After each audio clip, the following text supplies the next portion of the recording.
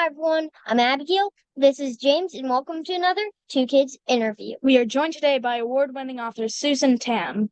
Ms. Tan has written the books Piece by Piece, the Sila LeeJenkins trilogy, The Pets Rule series, Ghosts, Toast, and Other Hazards. and on April 2nd, 2024, you will have written the fifth Pets Rule book, Invasion of the Pugs, coming out. Thank you so much for being with us today. My gosh, thank you so much for having me. I am so excited to be here. I love your channel. Thank you. Thank you. That's awesome. Your middle school yearbook named you the most likely to write a children's book. It seems it underestimated you because it should have said many children's books. Did you see that back then inspire you?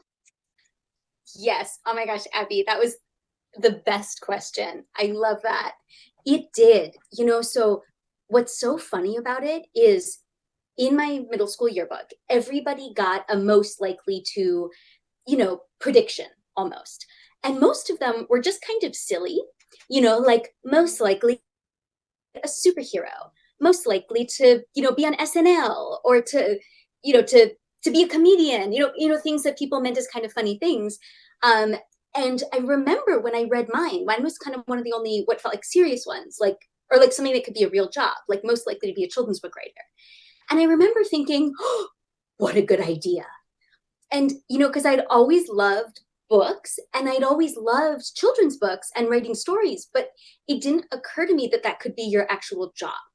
So I think it was really inspiring. And I think I always had that in the back of my head moving forward. How much of Cilla LeeJenkins is really you? Ooh, great question. I love this question. So the Cilla series is what I like to call semi-autobiographical. So what I really mean is like I took stories from my own life and then I gave myself permission to change them, to make them more exciting or to make them fit into a larger plot. So I would say that every chapter of Cilla has a seed of truth. And for me, that's really important because that's how I make sure that all my books have kind of true feelings in them. So the feelings or the relationships between characters and their friends or their parents, I like that to be based on something true because then I can really add sort of real life texture and feeling. And then I build a fictional world around it.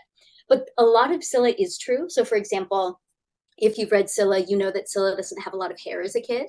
I did not have a lot of hair as a kid. I definitely glued bows or tried to tape bows onto my head because I didn't have enough hair to put them on with. It did not work. Don't tape bows to your head. It wasn't fun. But my mom did let me decorate my head with stickers and glitter glue when we went to nice places, so I would feel like fancy. So stories like that are true. I also, like Cilla, had a younger sister. I have two younger sisters, actually. And I was a bit older when I found out that I was getting a younger sister. So a lot of Cilla's feelings about getting a younger sister and changing families are also true. So there's a lot in here that is based on real life things.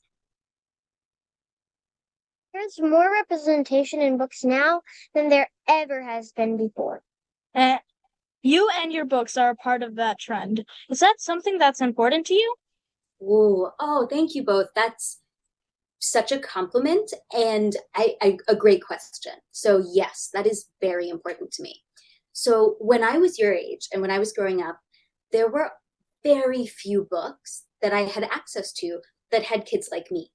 And there were definitely authors out there and working and trying to fill these gaps, right? But if your local library didn't carry one of these books, you could go years without seeing a book, right, that had a story about an Asian American character or person.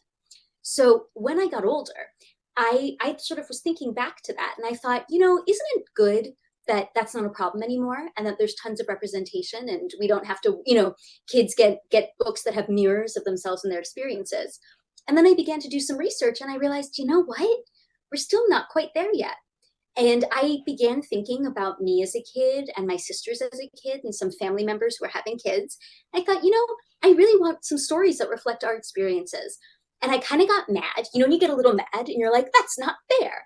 And I literally thought, that's not fair. I guess I'll have to do it myself. And it's really cool because like that was just a kind of mad, frustrated feeling. But then it actually led to me writing these books.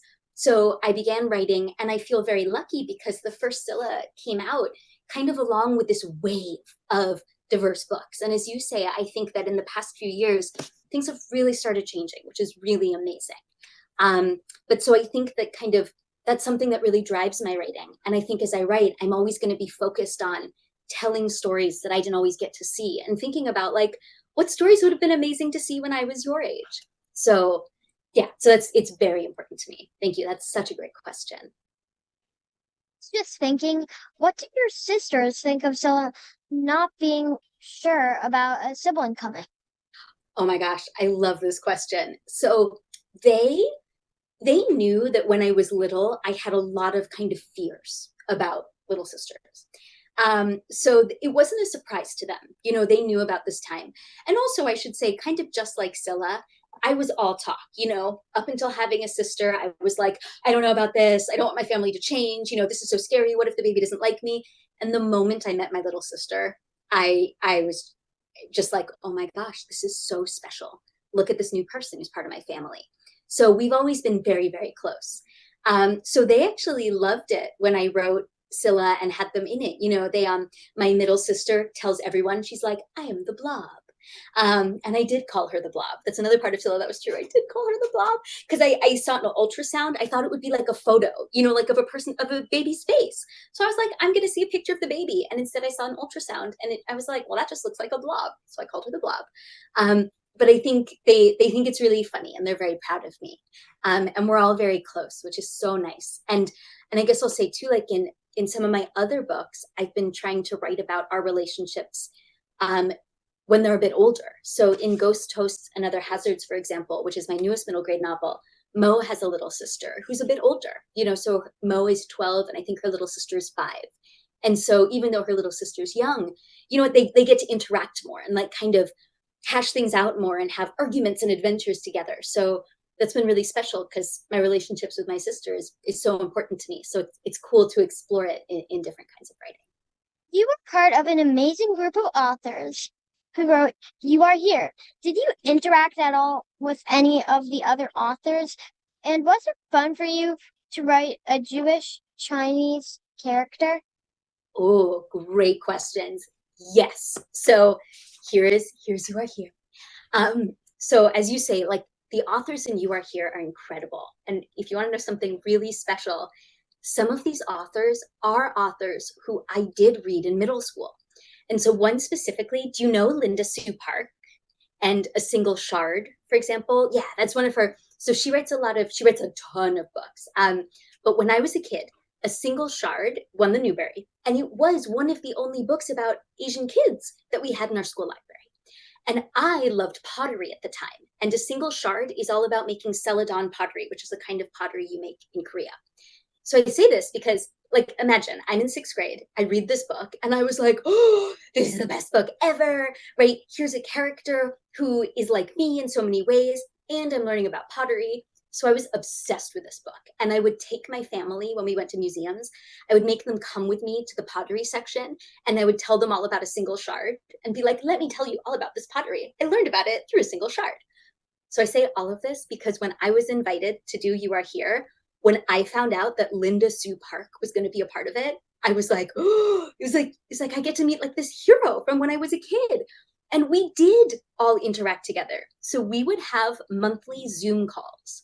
And so just imagine like my Zoom screen would just be like filled by these authors who I admire so much, like Grace Lynn and Linda Sue Park and Erin Entrada Kelly and Ellen O. And we would all kind of hang out and we would talk about our chapters and we all sort of brainstormed to come up with the premise of being in an airport and how the stories would connect. So it was an amazing community experience. And I will just tell you, when I finally met Linda Sue Park in person, I did that thing where I like took a deep breath and inside I was like, be cool, you know, just be cool, just say hello. And then I met her and I got really excited and I was just like, oh, I loved your book as a kid. Thank you so much. And it was just like, blah, blah, blah, blah, blah. Here's how much I love your book and love you. And she was really nice about it. She was like, that's so lovely. And she gave me a hug. And now we hang out. We text sometimes. We text with her. And like, we've like gone on trips together during book tours. So it was just as you say, it was a very special experience. On those Zoom calls, did you ever just talk about random stuff? We weren't supposed to. So like we had a task, so we had Ellen, our editor, and she was like, here's what we have to talk about today. And we'd be like, okay, we will be serious. And then we'd be like, oh, is that your cat? She's so cute. And then we'd go off on tangents and everyone would be like, I love cats. Like, I love dogs. I have a red dog. I have a brown dog. And then like our editor would have to bring us back like in a classroom, when everyone gets a little too excited and they're like, calm down. So it was really funny. It was great. And the other part of the question, was it fun for you to write a Jewish Chinese character? Yes. Oh, thank you so much for reminding me of that part of the question. I got so excited talking about the other authors. I forgot. It was. So I am from a mixed race and interfaith family. So my mom is Jewish and my dad is Chinese. And for me, it was always a very special and important part of who I was, that I had sort of all these traditions and all these cultures and all these different sort of communities in my life. And so I've always wanted to write a book or a story with a character who's Jewish and Chinese. And right now I'm actually working on a middle grade novel, a new one that will explore that in more depth. But what was so special about You Are Here is, how sometimes when you really want to do something, you're a little stuck. Like you don't quite know how you want to start. You're so excited, but it's like, how am I going to get into this character? What do I want to talk about? Or what's on my mind? You Are Here gave me the space to really explore that in a very special way. So I felt really honored that I was given space to make a character who was Jewish and Chinese and who got to kind of think about some of the stuff that was on my mind when I was this character's age. So it was very, very special. And also cool that they let me write it in lists. I didn't know if they would let me do that. And when they did, I was like, oh, this will be I'm really curious. fun. Do you have any family traditions that combine the Jewish and Chinese backgrounds? Oh, that is such a good question. I'm trying to think. I don't know if we do. Well, actually, do you know what we kind of do? I think we sort of do whenever it comes to food. So I love food. I think food is amazing. There's some amazing food and amazing family recipes on the Jewish side of my family and amazing recipes on the Chinese side of my family. So we have combined traditions. Like when we would make latkes for Hanukkah, we would bring some to my yaya, who was like, this is amazing, and he, like, it's not like Hanukkah, he didn't celebrate Hanukkah, but he was like, this is the best. Like, what do you make these for again? Like, oh, let's do this all the time. So it's stuff like that. Does that make sense? So we would, and the same, oh my gosh, my Jewish relatives, they love mooncakes. So on the Lunar New Year, I do the same thing where like, I'll go celebrate the Lunar New Year and then I'll bring them a box of mooncakes and they're like, oh, the amazing cakes are back. Like, thank goodness. So I think, well, we don't necessarily and I think also because a lot of traditions in the Jewish calendar and the Chinese calendar, oftentimes they don't quite match up. But what I like is there's a lot of sharing, so it's not like we ever like combine do holidays or anything, but we share a lot in between. Have you ever had M&M chocolate chip pancakes in the sukkah? No, but now I need to. Is that what have you? I do it for breakfast every day of Sukkot. Oh, that is a fabulous plan. I'm going to do this. And I'm going to report back to you because that sounds perfect. What a perfect way to celebrate Sukkot. How did you come up with the series, Pets Rule? Ooh, so, this was so much fun. So Pets Rule, it's a branches book, which means that it's part of, a series where the stories are they're short and they're action packed. And so my agent got in touch with me and said, Scholastic, who publishes Branches, they need new Branches books and they're wondering if you'd be interested. And, I said, yes, because I love action packed books. Like I thought this would be such a fun activity and such a fun project and thing to do. And so here's the funny story. I had this idea years ago because I grew up with a Chihuahua and with my family's Chihuahua. So her name is Carmen. She's like this big. You've seen a Chihuahua. They're like tiny, right? But her personality like could fill the ocean. She will boss everyone around. She bosses around bigger dogs. She bosses around people. If she were here with you right now, she would like try to hop up onto that ledge behind you. Like she would try to go somewhere where she was taller than you so she could look out over you and be like, greetings, humans, you know? So what was funny is for years, I'd been doing a voice for Carmen. So like she would jump up on the couch and I would say, oh, look at Carmen. She's thinking, at last, you know, this kingdom is mine. Or, you know, when she was barking at the mailman, she was like, begone, foul fiend, this is my home, things like that. And so when my agent said, you know, do you want to write a kind of fun book that would have a lot of action? I was like, oh, yes, I do. And can I write a book about a rescue chihuahua who thinks he's destined to rule the world as its evil dark overlord? And Scholastic was like, yes, you can. So it's really funny because it's like, weirdly, it comes from my own life and my very funny, very bossy little chihuahua.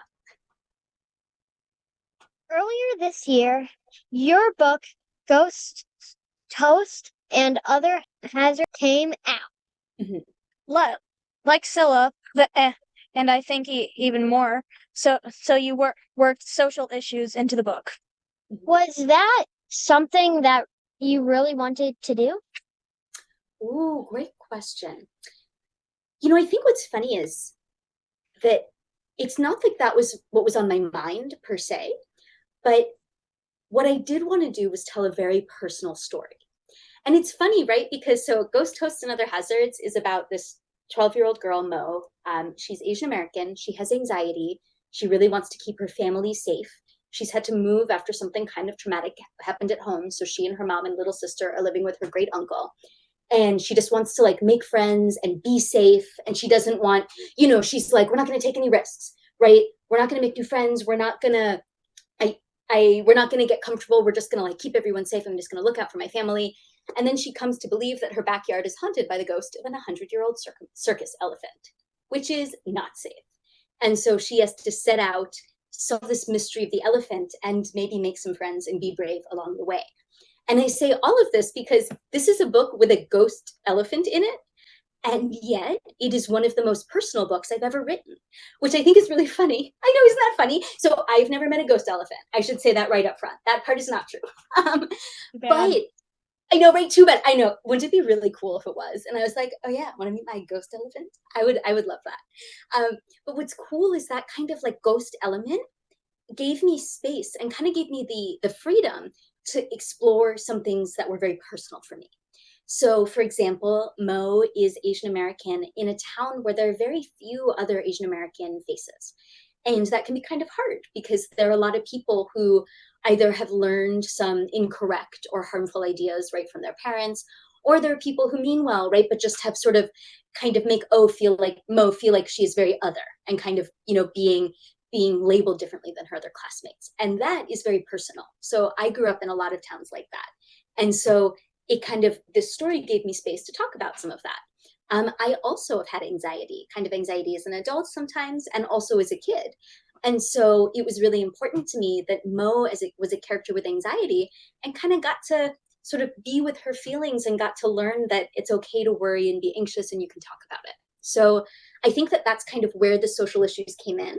But what I think is really cool is that for me, and what's really special about the book is that for me, all of these things are so personal. So it's really funny, again, because I'm like, want to read this book? It's super personal. And then people are like, is that an elephant on the cover? And I'm like, okay, not that part, but the other parts.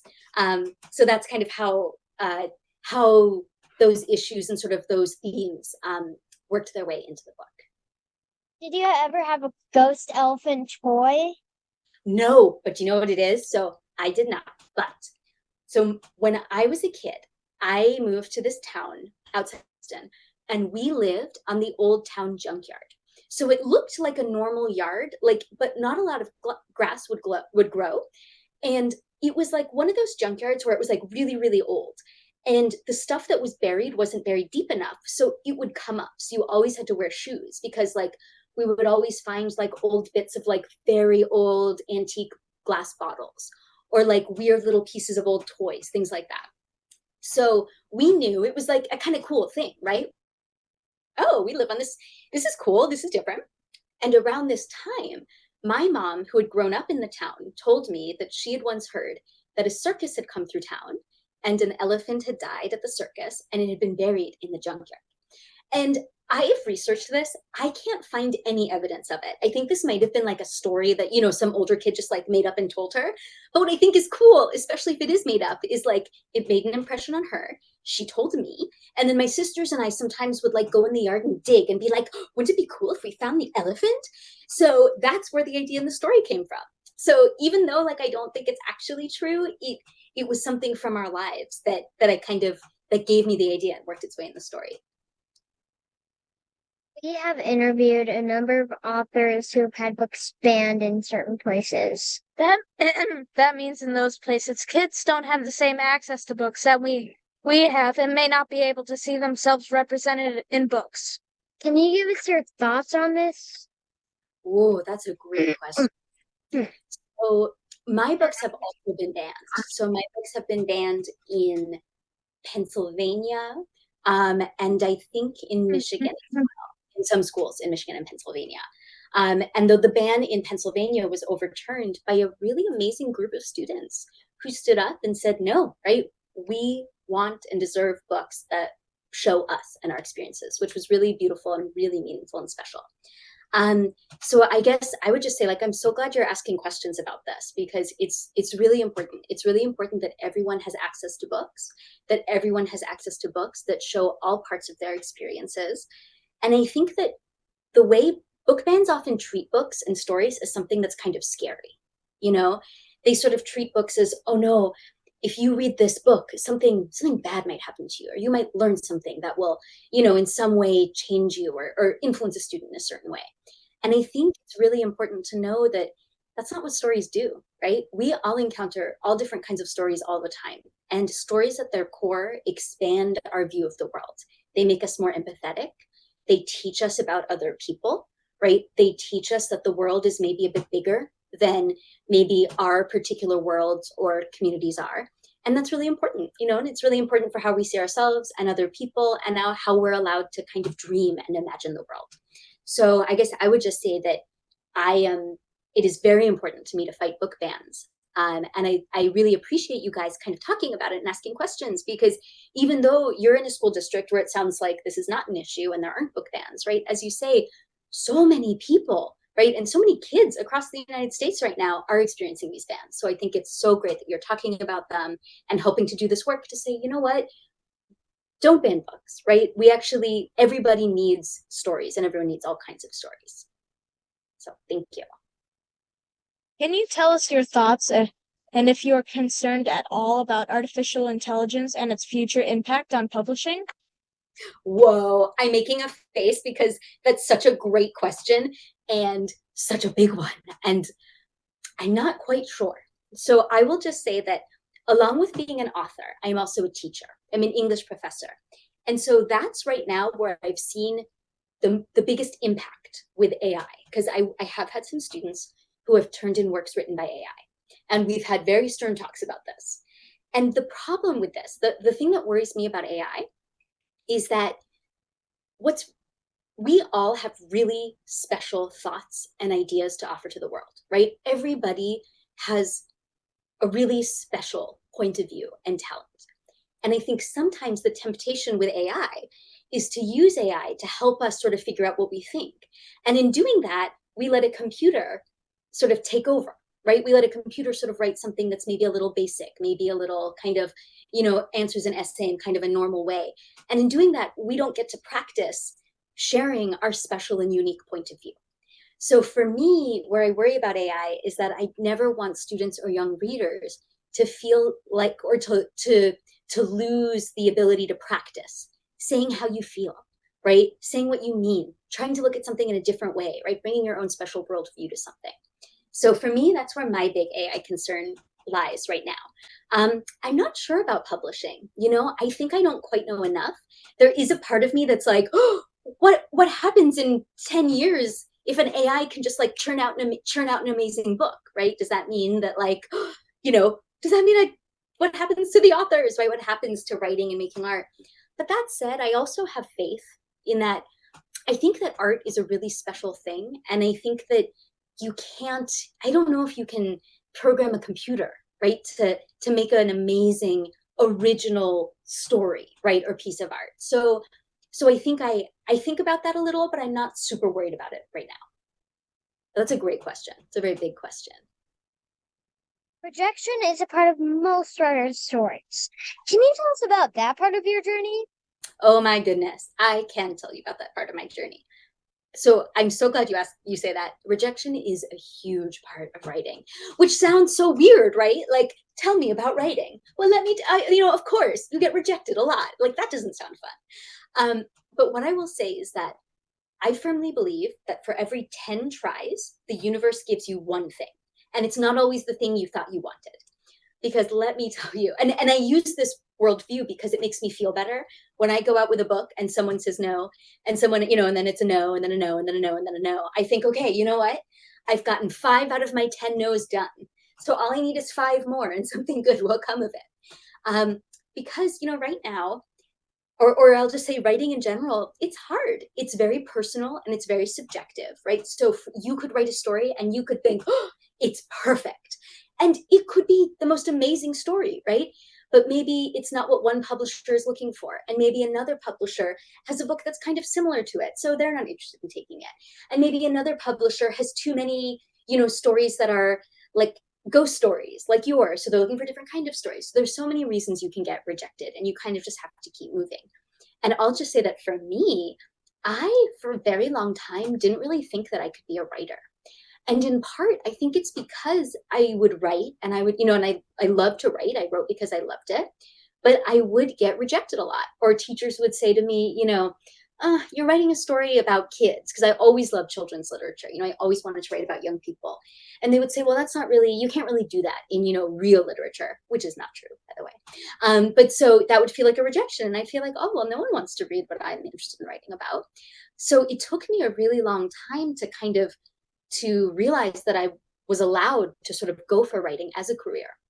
So I guess what I would just say is rejection happens. And what I honestly like to do is just know that I firmly believe that for every 10 rejections, one thing will happen, right? Someone will be like, oh, I heard about your story. I'm sorry we couldn't take it. But the next time we're looking for books about dogs, right? Do you have any ideas for books about dogs? If you do, let us know, right? And all of a sudden another opportunity opens up. So I would say with writing, keep practicing, keep reading, and just stick with it. Good things will come. What writer has had the most influence on you? Ooh, that is a great question. I've not thought about that before. I'm looking at my bookshelves. I'm like, what? Oh my gosh, there's so many. Okay. I would say, so there, off the top of my head, I feel like I can't pick one, but I would say Grace Lin is someone I read when I was younger, and she had a huge impact on me. Linda Sue Park is another author who I read when I was younger with an enormous impact on me. And actually, I know the other person would be Lawrence Yep, who wrote the Dragon Wings series and a bunch of other series. And Lawrence Yep wrote this book called The Thief of Hearts. And it was the first book featuring a mixed race Asian American character that I'd ever read. And I remember thinking, oh, a book can be like this. A book can be like about a character like me. So I think that was another influential book. And I will just say one more, John Bellairs, who wrote The House with a Clock in Its Walls. I don't know if you've read that. But that was one of the first scary stories I ever read. And it's scary, but it's not too scary. It's a good balance of it's eerie, but there's good magic too. And I remember reading it and being like, oh, I did not know a book could be like this. So I think that's another one that just really influenced me, because I thought that was so cool. I wonder if I could do that and make someone feel a little scared and a little unsettled. Okay, I got a question. Will we ever get the book Selena Moon and the Moonstone? Oh my gosh, I'm so glad you asked this question. I get this question a lot at school visits. So right now, I don't have any plans to write it, but it's always been my dream ever since I came up with that title to write Selena Moon and the Moonstone. So right now, there are no plans for it, but stay tuned, because you know how sometimes you're looking out the window, or you're on a bus or in the car and you're just daydreaming? When I do that sometimes, Selena Moon just pops up in the back of my head. And I'm just that would be so cool. So I will keep you posted on that. That middle grade novel you mentioned earlier that lets you explore Jewish and Chinese background. Can you tell us a little more about it, and does it have a title yet? Ooh, great question. Okay.